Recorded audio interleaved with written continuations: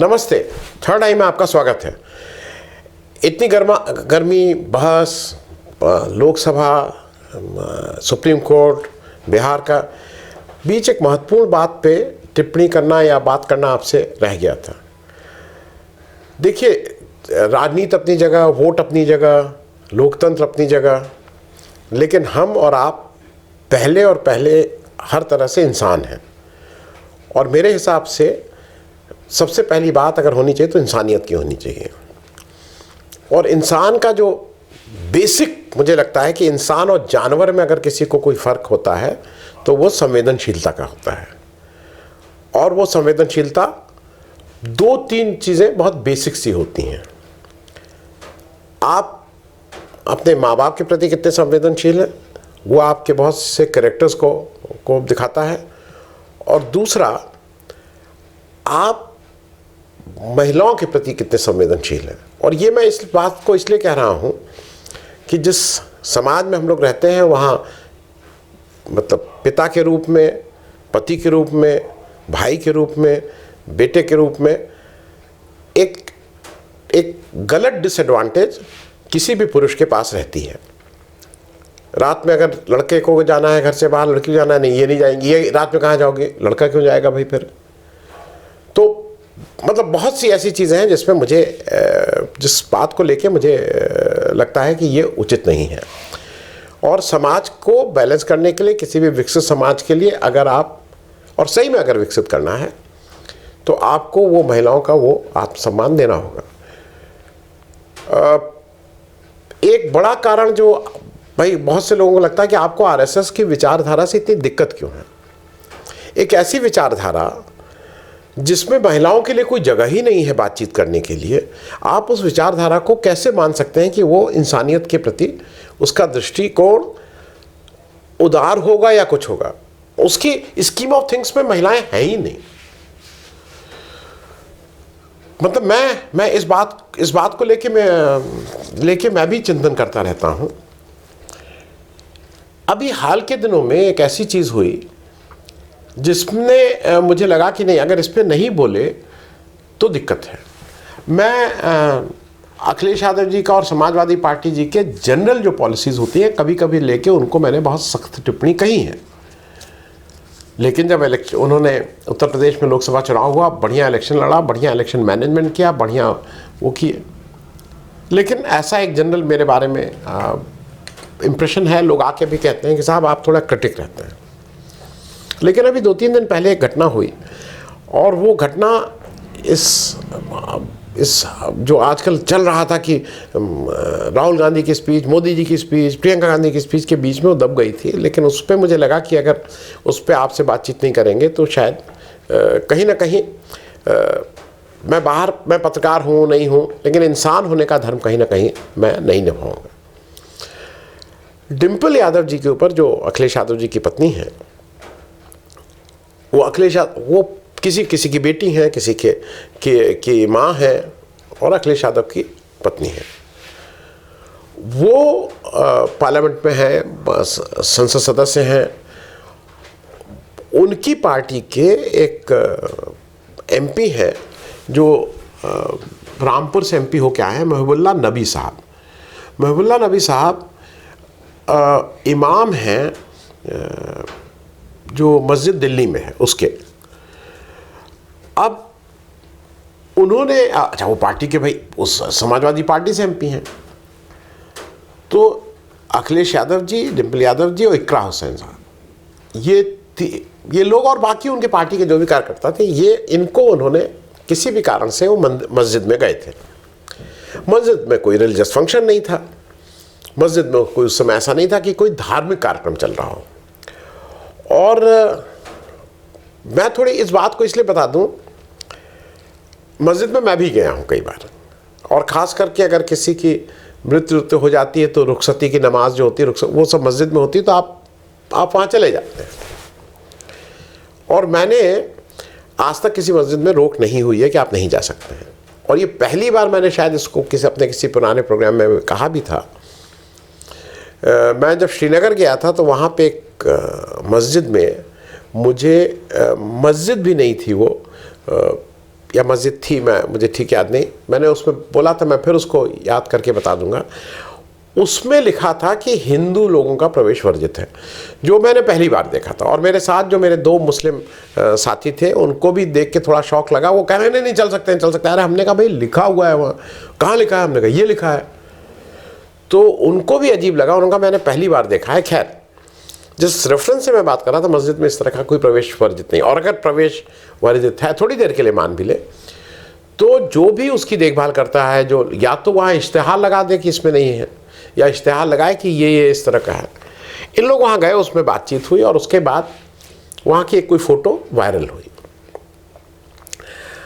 अब एक व्यक्ति जो अपने को मौलाना कहता है, वो मौलाना है कि दीवाना है कि हैवान है, ये तो उसका कंडक्ट, उसका आचरण बताएगा। वो अपना नाम कहता है मौलाना साजिद रशीदी, और ऐसा बताया जाता है कि वो पहाड़गंज की किसी मस्जिद में शायद नमाज भी पढ़ाते हैं।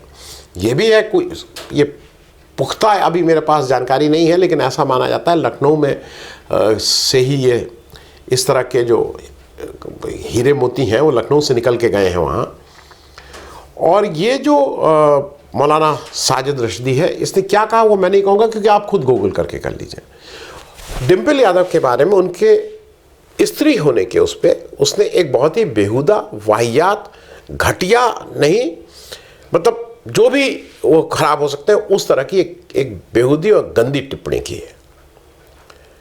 और ये टिप्पणी उसने मुसलमान और इस्लाम का कैप पहन के देने की कोशिश की है कि इस्लाम ट्रेडिशन के हिसाब से आप ये करके आप मस्जिद में नहीं जा सकते। और उनका जो वेशभूषा है, साड़ी, उस पर उसने आपत्ति उठाई है। लोगों की ड्रेस की चॉइस अपनी अपनी है। मेरे घर में भाई मेरी माँ तो जीवन भर साड़ी ही पहनी।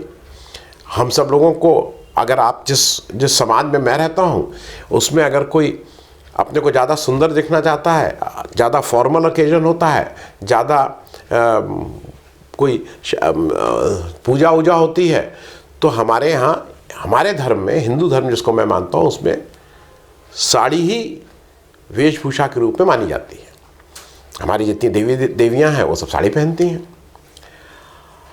अब उस वेशभूषा को ये कहना कि वो ठीक नहीं है, मेरे हिसाब से आप एक वही काम कर रहे हैं जो पहलगाम में आके आतंकवादियों ने धर्म पूछ के जब गोली मारी थी, आप उसी तरह का काम यहाँ पे भी कर रहे हैं। आप साड़ी को कैसे ऑब्जेक्ट कर सकते हैं?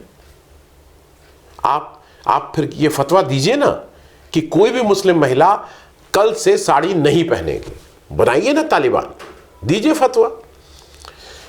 मौलाना कहते हो, जो मौलाना की, फिर मैंने कहा मौलाना कौन होता है, तो बताया गया कि नहीं, मौलाना ये स्वयं घोषित मौलाना लोग हैं। मौलाना वैसे स्कॉलर माना जाता है, ज्ञानी पुरुष माना जाता है, लेकिन ये व्यक्ति जो इंसान होने का लायक भी नहीं है, वो इस तरह की उपाधियां देता है।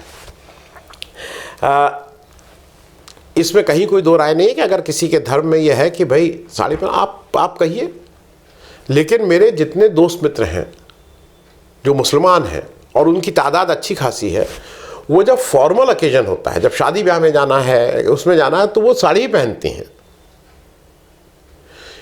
क्योंकि ये माना जाता है कि साड़ी ज़्यादा सुंदर दिखती है देखने में, साड़ी की वेशभूषा ज़्यादा अच्छी मानी जाती है, जो भी कारण हो। अब सिर्फ यही नहीं कहना, और ये व्यक्ति कौन है, पहले इसको हम लोग कर लें। ये व्यक्ति कौन है? ये व्यक्ति साफ साफ बीजेपी के पिट्ठू हैं। ये बीजेपी की तरफ से बैटिंग करते हैं। ये बीजेपी के सदस्य नहीं बोले जाते हैं, लेकिन आपको पता ही है कि बीजेपी को इस तरह के लोग सूट करते हैं। और अभी हाल के दिनों में इन्होंने, जब दिल्ली का इलेक्शन अभी 2025 में हुआ था, तो इन्होंने फिर ऑन रिकॉर्ड कहा था, जो कि मेरे हिसाब से जितना मैं कानून समझता हूँ, इन्होंने कहा था कि मैंने बीजेपी को वोट करूँगा और बाकी लोगों से भी अपील करता हूँ कि वोट इसी को करिए। ठीक है, यहाँ तक तो ठीक था। एक ऐसा मुस्लिम बीजेपी को सूट करता है जो कह रहा है कि बीजेपी को वोट करूँगा, आप भी बीजेपी को वोट करिए, इत्यादि इत्यादि। सिर्फ यहीं तक नहीं है, इनके इस अपील को जो बीजेपी के आईटी सेल के, अब वो आईटी सेल क्या काम करता है ये तो आप ही लोग जानते हैं। जो अमित मालविया जी क्या किस तरह की न्यूज़ परोसते हैं, अमित मालविया जी उसको एंडोर्स करते हैं। और उसको एंडोर्स मतलब उसको आगे, अब चूंकि वो फैक्ट्री में आ गया माल, तो फैक्ट्री में जब माल आ गया तो वो खूब जोर से उसको बढ़ाते हैं इस व्यक्ति की, क्योंकि ये इंपॉर्टेंट है। बाकी चीज़ें, इस व्यक्ति की बहुत एक की फ़ोटो एक सर्कुलेट हो रही है जो मोदी जी के साथ है, मैं उसको इतना, नेता के साथ कोई भी फ़ोटो खिंचवा सकता है, लेकिन फिर भी मोदी जी इनके साथ फ़ोटो खिंचवाए हैं। और मौलाना होने का जो क्वालिफिकेशन यहाँ दिखी है जिन इनके पास, कि दाढ़ी एक बढ़ा लीजिए और एक सिर पे पहन लीजिए टोपी, और वो टोपी वो भी कश्मीर वाली, तो आप इसको लेके हो गए मौलाना। हमने तो आज की तारीख में लिबास को भी बांट दिया, और शेरवानी पहन लीजिए तो कहना ही क्या भाई। आजकल ज़्यादातर, मैं मुसलमानों की बात नहीं कर रहा हूँ, मैं हिंदू को जानता हूँ, हिंदुओं की बात है, हिंदू शादियों में ज़्यादातर बच्चे, अब जो लड़के हैं वो मैं कहूँगा 80% से ऊपर, 90% से ऊपर शेरवानी पहनने लगे हैं शादी के समय। उनको लगता है शेरवानी सबसे अच्छा है। मेरे पास भी एक शेरवानी है, मेरी लड़की की शादी में बनवाई थी। मैं अभी कहीं मुशायरा वशायरा था, मैं शेरवानी, अब लोग अरे तुम ये पहन के आ गए, मतलब शेरवानी पहनना मतलब मैं मुसलमान हो गया, या तो मैंने जाके कोई मैंने क्या कर लिया, मेरा धर्म परिवर्तन हो गया। तो कुछ लिबास को लोगों ने धर्म से बांध दिया है। लेकिन फिर वापस लौटते हैं इस सो कॉल्ड मौलाना की बात पे।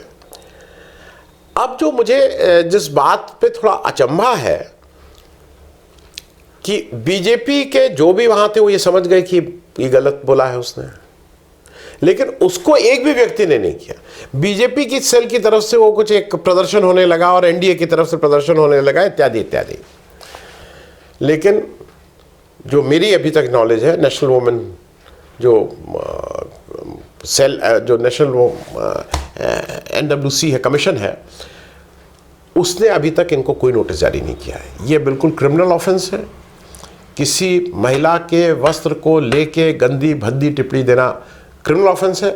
और चूंकि मौलाना इस साजिद जो भी रशदी है इसको अभी तक अंदर नहीं किया गया है, तो ये मैं ये मानूंगा कि दिल्ली सरकार, भारत सरकार, ये दोनों का इसमें हाथ है, and it has the approval. क्योंकि ये समझना ज़रूरी है